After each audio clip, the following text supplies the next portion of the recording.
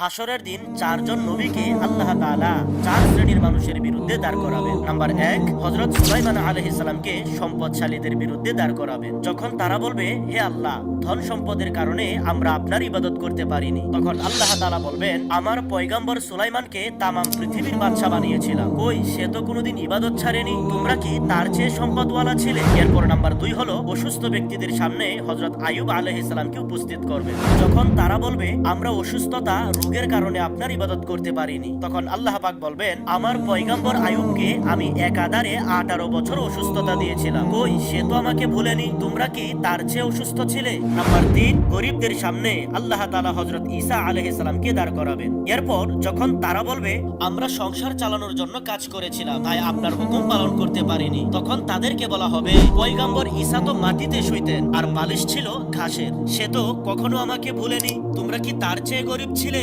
আল্লাহ তাআলা আমাদের সহি বুঝদান করুন।